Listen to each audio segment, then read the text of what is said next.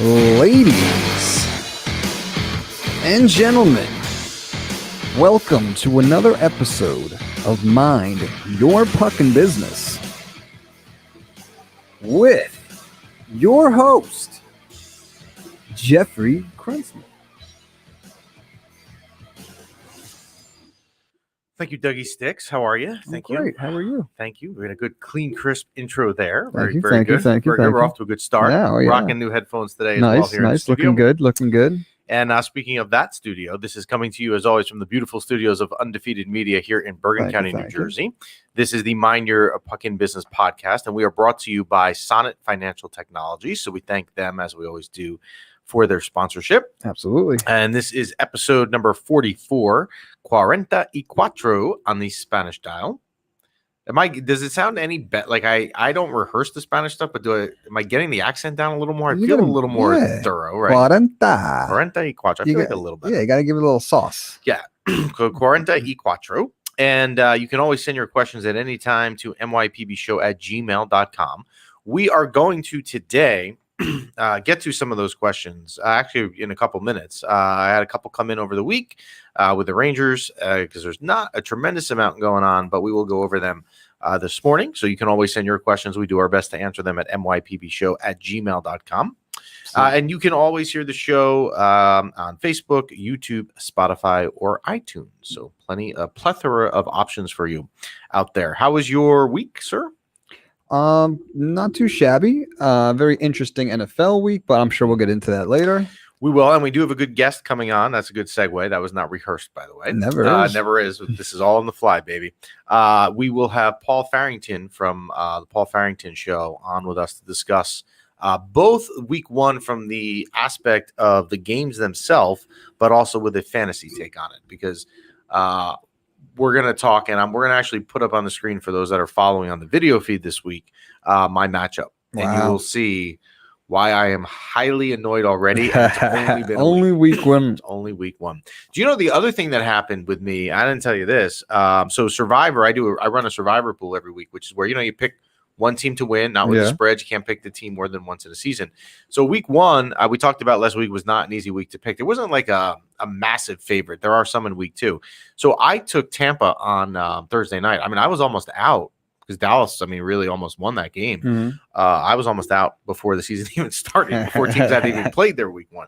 So we did survive that. So we're going to get to football in a couple minutes, and we'll get to our picks. And I will tell you for our week one, did you look and see how we did? Are you aware what happened with our week one picks? So, I know we had our picks, and then, the show ended. We went home a few days later. I made I went on DraftKings seconds before the game started and made a couple picks. Right.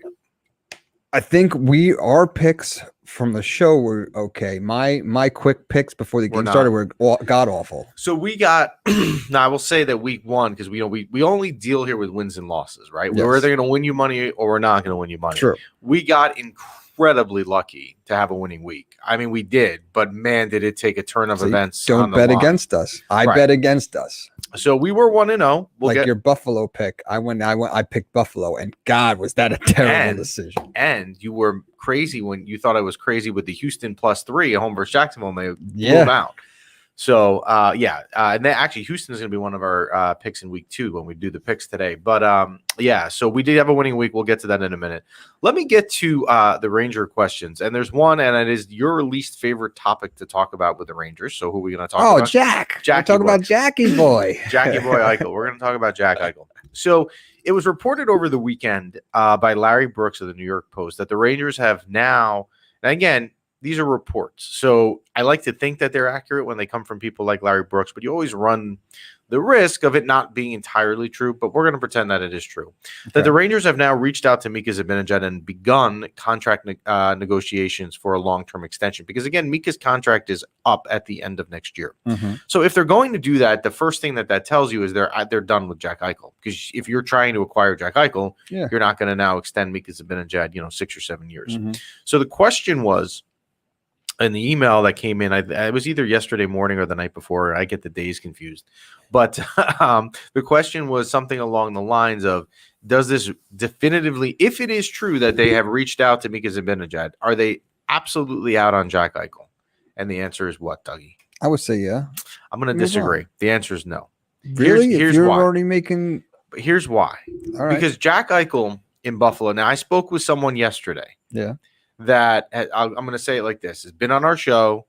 He works with the NHL. Okay. So we can. He's got inside. Yeah, but we know he's been on the show. I like him, and he was saying, I was talking to him about like the Buffalo GM Kevin Adams doesn't really have a set plan. It seems that how to get rid of Jack Eichel. So the price of return for him seems to be constantly going down. Like I would think that the return package they're going to get, the value keeps going down. It's eventually going to fall to a point where Chris Drury, the general manager of the Rangers, is going to say, you know what? It has now fallen this much, whatever that set mark is, that we're going to now pick up the phone and call up to Western New York and see what we can acquire for Jack Eichel. So for the moment, yes, I don't think there are active negotiations. But the longer Jack Eichel stays in Buffalo and doesn't go somewhere, the more likelihood comes back that the Rangers will eventually pick up the phone and re-enter the conversation. And I see we have a comment coming in, and I can see it from afar. As someone wrote in, Eichel for Subban one-on-one jerseys teams go Devils. You know what? If you were the New Jersey Devils, you should make that trade, but it would never be a real trade. Can I say something? And I didn't want to talk about it, but it kind of brought it up. I'm not a Devil fan. We know this. There's a lot of dislike I have for the Devils. Not the even Devil, a friendly, not no, even a wow. There's no. It's your like brother. It's like your little brother next door. Yeah, the Devils are running this contest right now. I don't know if you're aware of this. I don't. That they are looking for their new public address announcer at the Prudential Center. So they put out this thing, hey, everybody send your audition tape. It's open to the public. This was a couple of weeks ago. Now I saw it. First off, I would never do it because we couldn't announce the Devils goal enthusiastically over the PA. I'd be annoyed. So I'm not saying that because of me. Well, yesterday they came out with their top 10 finalists, and I saw it on Instagram or something like, here are the top 10 finalists. And I'm looking down the names, and I'm looking at one of the 10 names. I'm like, oh my God, I know this kid. Brandon. I coached him in hockey in high school. Yeah. And he's a huge Devil fan. So then you click on the link, and there he is in his audition tape. So if you are out there, and you have a chance, vote for Joe Tolentino. So this is the guy who and the Devil score. It's not like a commentary. No, right, exactly. It's the guy on the ice, on the speakers.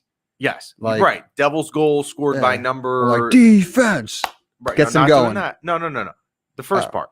Devil's goal scored by number, whatever. All right. Time of the goal, blah, blah, blah. Number 42. But when you say it, because it's your home team, you're enthusiastic. Yes. Me, I could never do that for the Devils. Although it would be cool to have those seats, and get paid to sit on the ice, basically. Sure. But I can never do it. But wow. So the Subban deal. Look, if the general manager Fitzgerald over there is getting a call and offer Jack Eichel for Subban one-on-one, you will even offer to pay for Eichel's transfer to come down to Newark because that deal couldn't come fast enough. So that was one of the Ranger questions, and the other one that came in.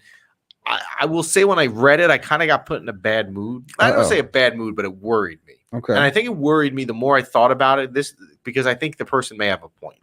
All right. Are you set? So the ring, we know Lundqvist retired, he's gone, right? Yes. And he was the king. Well, now there's the czar, as they call him, which is Igor Shesterkin, who's kind of the next long-term goalie for the Rangers. Yes. Has had a lot of hype for a long time. Played in Russia, his stats are really good.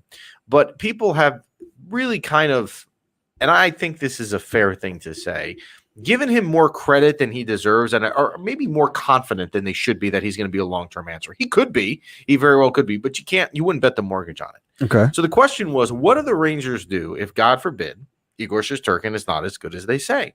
What does that happen, and what does that equate to? That was a big word for me right there, by the way. My wife is a math teacher. What does that equate to for the Rangers' long-term plans? And here's the answer. You would, at that point, you don't want this to happen, but you can never really sign a goalie. And the goalie rarely hits a free agent market that's good, right? It's usually after, their back end of their career. You would then have to leverage your picks and your youth to acquire a goalie. Yes. But let's hope that that doesn't happen. The other piece of that question that comes into play is the Rangers and Alexander Gorgiev have a very good backup goalie. They have one of the better backup goalies in the league. Gorgiev could arguably start for probably half the teams in the NHL. He happens to be our backup. And you probably can count on him for 10 or 15 goals a year, or 15 goals a year, 10 or 15 wins a year with him backing up. So chances are they would work it out, but it is something to watch.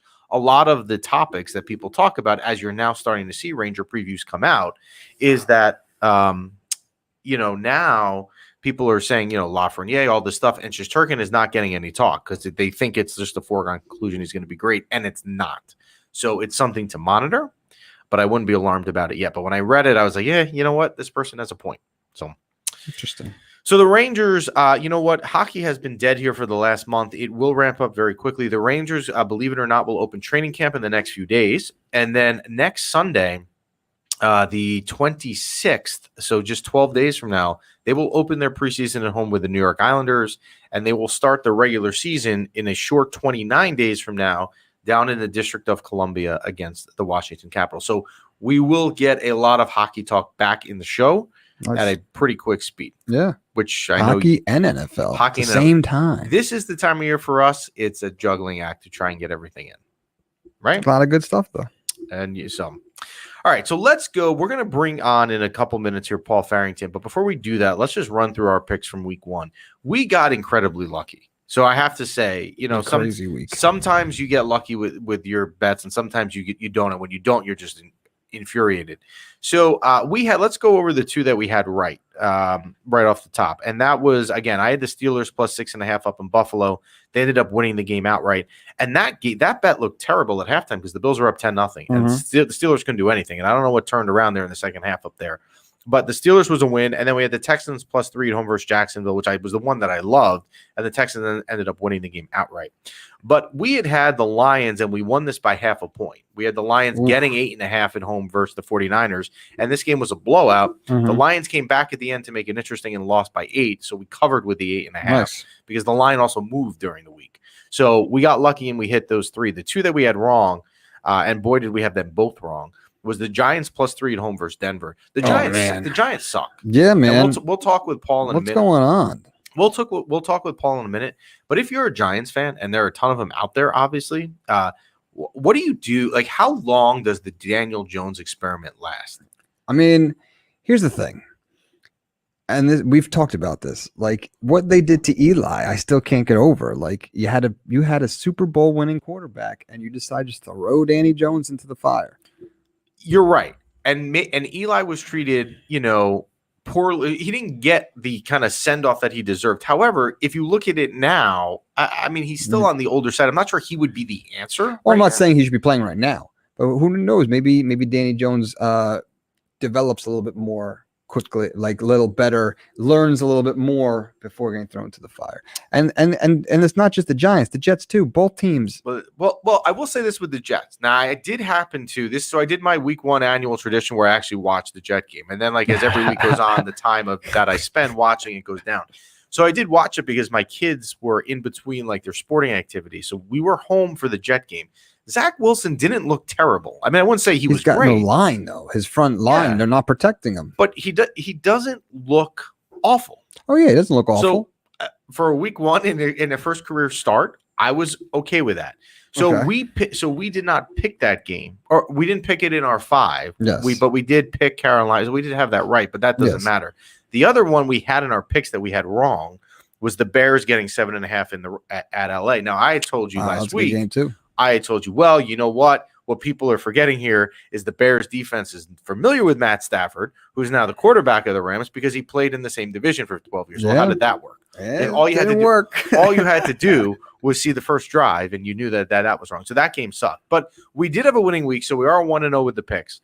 We'll do week 2 picks real quickly right now before we bring Paul in because I see he's ready to come on. So you ready for week 2? Absolutely. All right. I don't like ever picking the Thursday night game. Like, I just don't. I don't know why. 'Cause right. I don't like losing on Thursday night and going into Sunday knowing you have to have a comeback. Yep. But I am going to pick I like the Giants plus 4.5 in Washington. I don't know that they'll win, but I just think this has a game that's going to be close. You have Ryan Fitzpatrick as a starter out in Washington. He's out. Not that he was great anyway, but the Giants need to show up here. Magic sometimes comes to play. Not when he's hurt. Not when he's out for 12 weeks. That's what so I'm saying. he won't this week. So I am going to take the Giants plus 4.5 down in Washington. The other one is they worked for me last week. I'm going to go with it again, and they're getting a lot of points, and that is the Texans plus 12 in Cleveland. Cleveland will win this game. They need to respond. They played great in Kansas City. They probably should have won that game, and they're going to beat the Texans. We know this. This is not money line stuff here. Mm-hmm. However, 12 points is a lot, and Houston looked decent. So you know what? You're gonna give me 12 points. I'm taking 12 points. I don't feel like it's been very often in our life that the Cleveland Browns blow out teams, right? So I'm taking the Texans plus 12. The other one, you know what? I'm taking Jacksonville here plus 6 home against Denver. Denver won. They looked good, but Denver played the Giants, right? Denver shouldn't be a 6-point favorite on the road right now. This is also Trevor Lawrence's first career home game. This is also Urban Meyer's debut game. He's also coming off his first ever loss his entire life. Yes, I know. He's like you with the winning track record. Entire life. Yeah.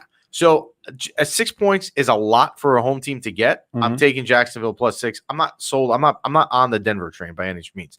The next game, I don't like doing this, but I'm going to do it, and that is the Eagles plus 3.5 at home versus San Francisco.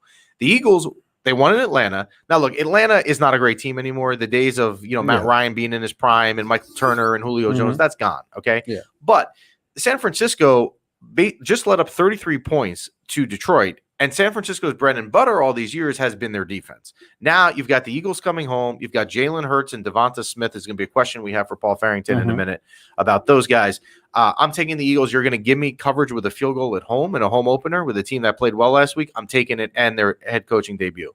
Last one, I struggled to pick the fifth game. I didn't see any games that I really jumped out at me. But the Colts need to respond. They didn't play well at home. They're getting 4 at home versus the Rams. The Rams kind of have to go cross country here. I like the Colts to respond and play better. So the 5 games to recap, I like the Giants plus 4 on Thursday night in Washington. Plus 4.5 in Washington. I like the Texans plus 12 on the road in Cleveland. Jacksonville at home plus 6 versus Denver. The Eagles plus 3.5 at home versus San Francisco. And the Colts plus 4 at home versus the Rams. You good with that? I'm good with that. Okay. We have to just pick. Wait, did we do our hometown? We're doing that now. The Giants were in the hometown pick. Okay. The Jets are plus 5.5 at home versus the Patriots. And if I had to pick that game, I'm taking the Patriots. Patriots are not starting 0-2. All right. But I would love the Jets to prove me wrong and win the game outright. But it's hard to go against. It's hard to. You had no line. That's the problem. And again, Belichick hates the Jets. So I just, it never works out. Just that one playoff game that one year in 2011. So you're good with those for the picks? That sounds pretty good. All right. So we're going to bring in, let's see if we can get Paul in. I see he's in our little virtual waiting room there. Paul, you there? Hey, guys. Can you hear me? Yeah, we can hear you fine. How are you? Welcome to the show. Sweet. Thanks for having me on, guys. Well, thank you for coming on. You're welcome anytime, particularly during football season, which I know is your bread and butter. So Paul is from the Paul Farrington Show. We recommend you check the show out. We have seen it. I've seen it on Instagram and seen some clips. So good stuff there. What is the Instagram? The Instagram is the Paul Farrington _ show. Am I right on that? Did I remember that right? It might be that. It may change over time, but it's roughly something like that. Well, it sounds good enough for now. So, all right, let me start here. I know you're a fantasy guy, and I want to bring up my fantasy matchup that I had in week 1. Now I'm in a couple leagues, but this just enraged me. What happened to me here, Doug? Can we pull up the screenshot of my fantasy matchup?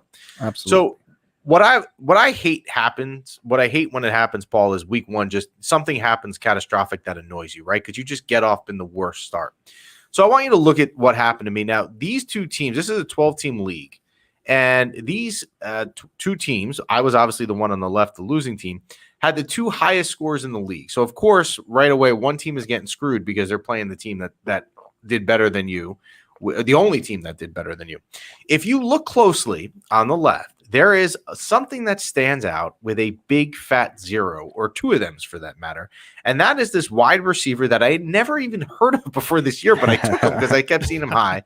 And that is a guy named Brandon, and I'm probably going to pronounce his name wrong, Ayuk, but I'm going to say I sucks for today. We're going to change it. We're going in. So let's start here. This guy, who was a projected wide receiver 1, I've seen him as high as maybe like top 15 overall in some top 15 wide receivers in the draft, had a whopping 0 points this week. And I believe he had maybe 2 or 3 targets.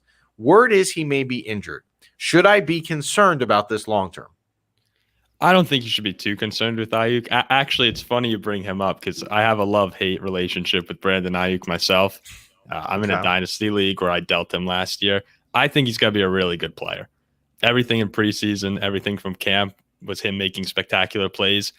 Maybe it's a nagging injury. There's also reports he could be in the doghouse out in San Francisco.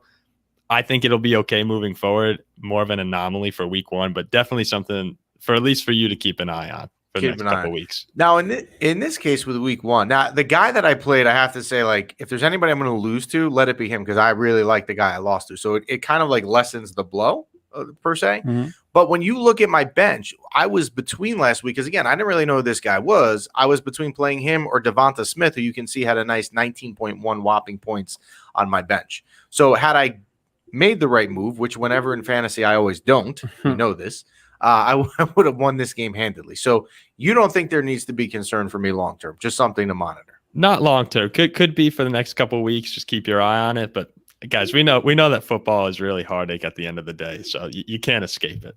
You can't escape it. No, you can't. And fantasy heartbreak always finds me. I don't need to escape it. It always finds me. All right, so we can bring that down. We don't need that up anymore. So I'm going to ask you some questions, just some week 1 observations I want your opinion on. Kyler Murray, 5 touchdowns. Now, we know that this is not going to continue, but I drafted Kyler Murray in one of my leagues because he was the number 1 rated quarterback. This performance this week would justify that that's possible. Do you think at the end of the year, Kyler Murray ends up at one of the top 3 quarterbacks in the NFL? In the NFL fantasy quarterbacks or quarterbacks overall? Fantasy. Let's talk fantasy. Yeah, I think he does. I think he does this year. Arizona's offense, the tempo they have, sling it all around the field. I mean, last year, Kyler was the number 1 quarterback, till like week 9 or 10, or he was in that top 3 conversation before they kind of came back down to earth. Who else are you going to throw in there? Probably Mahomes. Josh Allen could get the ball rolling. He struggled week 1, but yeah, I think Kyler absolutely will be top 3. Yeah, I was pleasantly surprised with the league that I had him in with the performance that he had. And actually, it is in that league that was just up on the screen that I had. So he kept me in it to lose by 3 because my wide receiver had no points. Now where did you get Kyler? I got Kyler in that league. I want to say like 6th round or so. It wasn't early. That's a good pick, though. I think that's a solid pick. Well, we will see. You know, that will be determined in January when I see where I finish. Week 1, it was a good start, but as you know, the football seasons are marathons, not sprints. And after week 1 every year, people want to make this like crazy, declarations that this was the best pick ever, but they're going off of 1 week. So you got to give it time. All right, next question. Antonio Brown, Thursday night. Looked like the Antonio Brown that I remember in Pittsburgh when you would see people literally take him early in the first round in drafts. He's got a great offense there, obviously, but he also has 2 other receivers, which is going to open him up because he's got Godwin and Evans. Does Antonio Brown end the year as one of the top wide receivers in fantasy? See, you guys, I don't know if you have access to my fantasy team or something. I have Kyler Murray. I have Antonio Brown, the Brandon Ayuk story from last year. So I'm not sure where these questions are coming from. But Antonio Brown, yeah, I don't think he ends the year as a top 10 receiver, but I definitely can see a top 15, top 20 performance from him. It's just like you said, he's going to be open a lot of the year. He's going to get second or third best cornerbacks, and they score so many points down Tampa. Yeah, they do. That offense is great. And you don't have to worry about me hacking into your system because before we went live today, I couldn't even figure out how to get the battery charging here on this computer. So you don't have to worry about me figuring out a way to hack into your fantasy team. I'm the wrong guy for that. I can barely get this computer to stay on at the moment. All right. So let me ask you this, Paul, do you have a team that you root for outside of fantasy? Oh my goodness, yes. The Minnesota Vikings. Vikings, it's heartbreaking. Okay. Yeah, that was a bad loss the other day in overtime in Cincinnati. And now you got Kyler Murray this weekend, if I'm not mistaken, right? With the schedule. Yep. I think they're in Arizona. All right. So I was wanting to make sure you weren't a Giants fan when I asked you this question. So over the weekend, the Eagles, who I do not like at all, were down in Atlanta, played well. And you can kind of see that the future for that team offensively is going to be this Jalen Hurts, Devonta Smith. They did well in Atlanta. They did well. Long term, are you on board the Jalen Hurts, Devonta Smith train? Are you getting on board it? I am a little bit. People were doubting it the whole offseason. I think people felt that Jalen Hurts was overrated coming into this year, but the guy can run. He makes plays with his legs. Carson Wentz looked good in Indy, but I don't think he looked as good as Hurts did this weekend. Like, you can't blame Philly for their move at the moment. I like Hurts. I like Smith. It's a good team. Yeah, I don't, I don't have any love for that franchise, but I do have to say I am on board with that combo they have there. I mean, they looked good over the weekend to the point where now this weekend I've got to make a decision in that league in that wide receiver spot. Am I going back to Brandon I sucks, or am I going to Devonta Smith? I mean, I think I got to go to Brandon Smith. It's hard. It's hard. Smith, yeah. I could never play a Packer or a Bear really, but I mean, with the team you have, I don't know if I would play Ayuk week 2.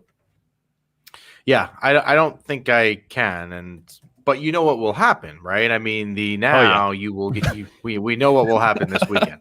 Devonta Smith will be shut down, and Brandon Ayuk will go off, and I will lose now because of that decision again. So that one decision in both weeks will make me start the year 0-2. You can take that to the bank. All right, let's go around the league here a little bit for a minute. Let's start with the Vikings, not to upset you. Okay. I watched part of this game because it kind of came on the Red Zone channel a lot. I found on Sunday.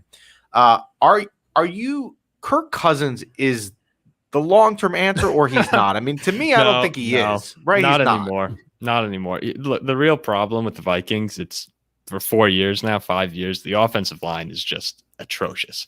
I mean, it is tough to watch. Like, guys, when I'm telling you that I've been numbed as a fan, normally I'd be super upset after a loss on Sunday. I just started laughing. Like, it's the same story year after year. Kirk is a good quarterback. When you give him time, he's accurate. He just can't escape pressure for his life. And when you have no offensive line, there's nothing you can do.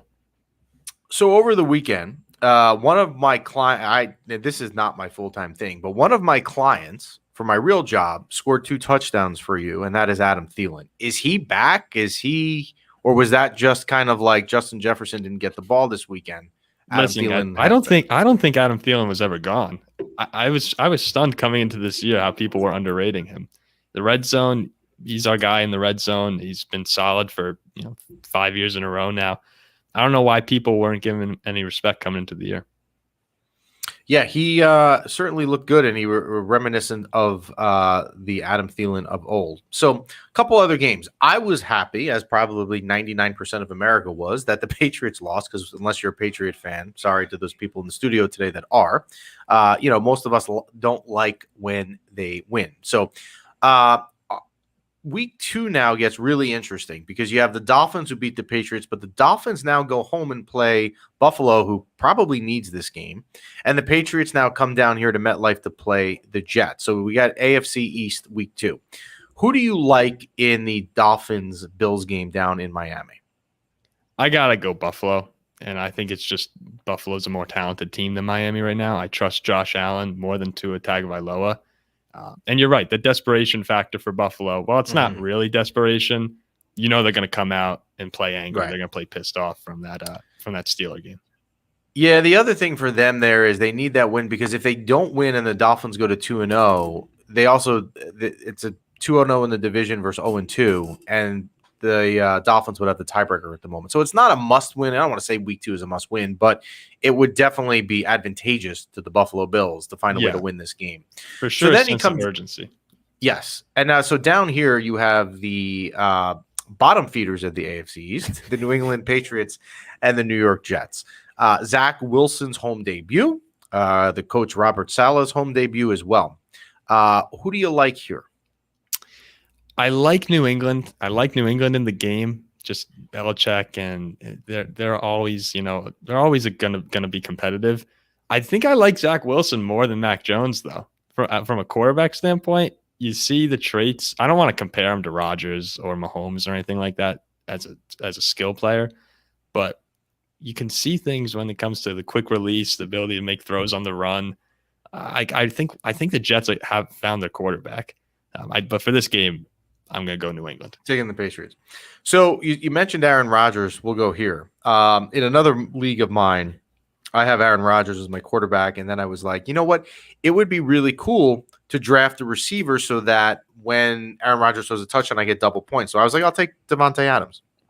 How'd that work out for me week one? They got literally blown out against New Orleans in a neutral site game. They lost 38-3. It would be way too early, right, to sound the alarm on the Packers and be worried this is just a 1 week thing. Yeah, I would say so. And look, as a Vikings fan, very few things make me happier than a loss like the Packers had on Sunday. But right. Yeah, it's too early to sound the alarm. We've seen in the Matt LaFleur era, I think 2 years ago, they got blown out by San Francisco. Last year, the Tampa Bay game. Like, these games happen for them. The bigger concern to me would be at what point maybe do teammates and coaches start to question the motivation of Aaron Rodgers. Rodgers, yes. Because of what happened in the offseason with him, if he doesn't play well, he's opened himself up to excess scrutiny more than normal. But they do respond. They are going to respond because I do know that they play Detroit at home on Monday night this coming week. So if there's not a response in this matchup, and San Francisco with Ace Sox just put up 41 on Detroit. So, I mean, if they're not going to respond here, they're never going to respond. So I would expect them to come back. A couple other games. Let me get your opinion on week 2 before we let you go. I'm going to pick a couple random ones. 49ers at the Eagles. What do you think there? I lean San Francisco, and I lean that way because of the defense. We were talking about Hurts earlier. Again, I like Jalen Hurts. I think he's going to have a good season. But San Francisco, to me, they're just a more complete team overall. I'm going to lean in their favor. Garoppolo looked okay. Lance came in, made a couple good throws here and there. The NFC West is just incredible. I mean, that division, top to bottom, is just stacked. There is no easy games that division. And that division, if you look at the way the playoffs are done, you have the 4 division winners going in. The 2 wild cards could easily come out of that division. I mean, you may literally have 3 of the 4 teams are making the playoffs. All right, so let's take the two marquee games coming up here in week 2. Sunday afternoon at 4:25, we have the Cowboys going out to the LA Chargers. The Cowboys obviously lost on opening night. The Chargers won in Washington. Good game. Spread is, for the most part, pretty even, leaning a little bit towards the Chargers. Who do you like here? I like Dallas. What's the spread right now? Is it half a point? It is the Chargers, I believe, 1.5 last I saw. I like Dallas. Dak came back to me, and so do I. Yeah, he was able to alleviate any concerns I had about him going forward with this season. So I'm going to go Dallas in this one. Okay, and the last one, which is the marquee game for the week, which is the 8:20 game, has the Kansas City Chiefs traveling to Baltimore. Baltimore, obviously, last night. I don't know how they lost that game. And I remember the days where like people were taking in fantasy drafts Baltimore defense early, and now you look at them, what happened with Derek Carr going through them. So the Ravens, though, need a win. They're 0-1. And this is not the team you want to see on your schedule week 2, Kansas City. So does Kansas City go to 2-0 after Sunday night? Oh my God, yes. Yeah, absolutely. Right, I would think Do you guys remember? Yeah, just what the past few times they've played, what's Kansas City's margin of victory? Like 30 points or something like that. Mm-hmm. I love Kansas City. They're, I don't want to gush over them because everyone does, but how do you stop them? You can't. I was when they were playing the other day, because they were in the 4:00 game versus Cleveland, I wasn't able to watch it. We had something with the kids, and a buddy of mine texted me that they were down by, I want to say it was 10-3 or something, and they were plus 160 on the money line to come back. And that was a great bet, because it's like, I looked at them like, wow, that's going to happen. They're clearly going to come back and win. So kudos to my friend for getting in on that and not for me. But yes, I mean, they're hard not to gush over. They're just watching that offense with Tyreek Hill and Kelsey and these guys. I mean, my goodness, it is fun to watch. And it's like they turn it up. We were talking about it here in the studio with Dougie Sticks before. They'll turn it up before whenever they want, and they'll get going. It reminds you of the Warriors a little bit, like just their ability to score 20 points in 10 seconds. So it seems. It does, right? Second halves with them, man. They crush that over. So, well, I appreciate you coming on. We encourage people to check out your show, the Paul Farrington Show. Check him out. We're putting the Instagram handle up there, and hopefully, if you want, we're on every week. We're always doing NFL. You're welcome to come back anytime, and we appreciate you coming on, Paul. Appreciate it, fellas. Just say the word. You got it. Thanks, Paul. Take care. So he made me feel a little bit better with my fantasy. Like he made me, like there are other people out there that thought Brandon A. Sucks was going to do something. That makes me feel a little bit better. Like I wasn't the only one. It always happens. You had that one player and you're like, what? I get him. Then you bench him and he has like 50 points and you put him back in the next week and he's 0 points again. It's like, you never. So next week we're going to get an extra day to prepare because we're on Wednesday next week. Yes. You can almost put yourself in a time machine and go to next Wednesday, which would be the 22nd. Yes. And know that when we talk about fantasy, I'm going to say I didn't play A-Sox and he went off, and Devonta Smith, who I played over him, didn't do anything. True. I mean, you can take it to the bank. I wish it was a DraftKings bet I could make. All right, just hedge against Krentzman's fantasy team. Easy. Plus 500. Boy, I tell you, whatever even if it was minus something, you should take it because it's free money. It's free money. Now, did you watch any football Sunday? Yeah, I watched everything I could. I even have the NFL. What is it? The NFL app that you'll like, or was it the Red Zone that's just constantly showing stuff? So I'll have that on the iPad while I watched the Jets, the Giants, the Ravens and Raiders last night, which was an interesting game. They like won it and then they had to keep playing. I thought that was hilarious. With that last drive where he reached out, and then they were all celebrating. They came on the field. What else was a good game? There's a couple good games. Our bets were a little. We got lucky. My bets. I lost everything. So week one, I didn't do this year, but I normally do because we had stuff with the kids. But normally week one, like I will get so into week one that I'm like, I'm going to go out and get food to cook and all that stuff. Did you do any of that?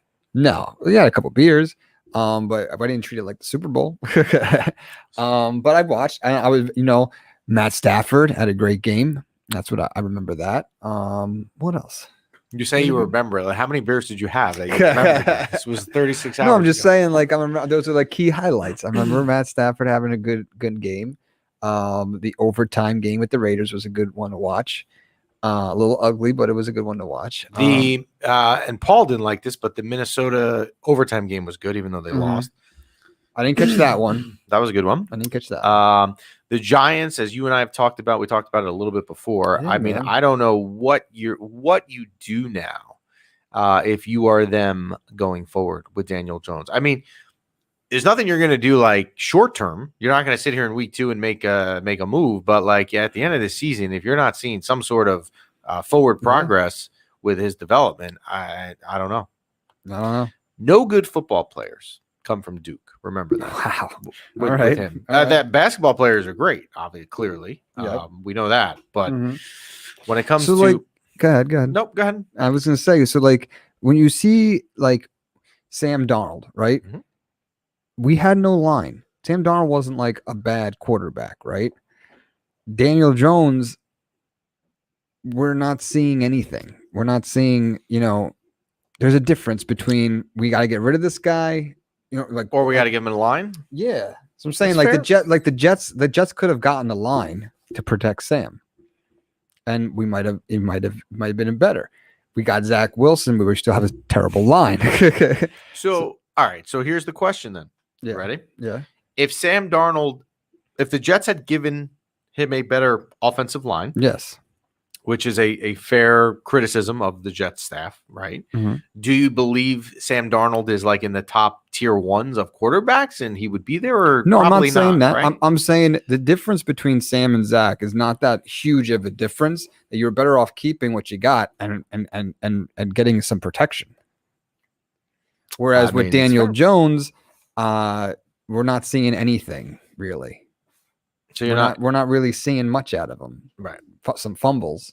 If you're a Giant fan, yes, and you're watching, so like the this week, went Thursday night in Washington, which Mhm. is one of our games. Yes. That we took, but I just it's hard to get excited. Like Paul comes on, Yes. talks about, and he's right. You know, like you watch Kansas City, you're like oohing and ahhing because it's just fun to Yeah. watch, right? They throw Yeah. the ball around. It's not fun to watch New York. You the same thing with the Jets, but we'll keep it on topic with the Giants. You just know you're not gonna be in love with what you're about to watch offensively. Yeah, and you should, like, we have potential, but they're just not performing. Like, you got Saquon, you got some decent receivers. They should be playing better. Yes, I would think so, and I would assume that they will show up on Thursday night in Washington. It is just a feeling I have, and that's why I took them in the game. But if they don't, and we lose, and we go into Sunday having to win 3 or 4, it could be a long Sunday. Yeah, it's going to be a long year. Another long year. Hopefully they win, and then going into Sunday, we only need to win 2 of the 4 remaining to get a win. Go 50-50. So week 1, we got you some wins. Again, to recap the week 2 picks, the Giants +4 down in Washington on Thursday night. The Texans +12 at Cleveland. Jacksonville +6 at home versus Denver. The Eagles +3.5 at home versus San Francisco. And the Colts +4 at home versus the LA Rams.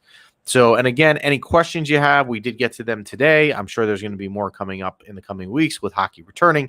You can send them to us anytime at mypbshow@gmail.com. That's mypbshow@gmail.com. Anything else from you, sir? No. Great job. Great job as always. We thank Paul Farrington for coming on with us today. Very insightful, and I'm sure he will be back throughout the course of the season. Oh, one other thing. Yes. We are going to be doing, let's see, let me figure this out.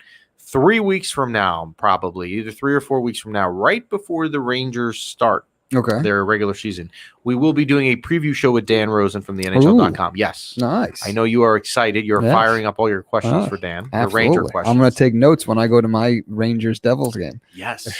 We should take notes. We should talk about that as it gets closer at the beginning of October. We got a couple of weeks, but we will mention it. Yes, sir. Well, enjoy week 2 of the NFL season. Hopefully it is good. We will be on as again next Wednesday. We'll be taking the extra day. So we'll be on Wednesday next week. And until then, we thank one other thing. We should also thank one last time Sonnet Financial Technologies. Absolutely. For sponsoring the show. On screen. We will put them up as well. So we thank Sonnet Financial Technologies. On Instagram. Yep. There you go. If you're following on the video feed, that's how you find our sponsor.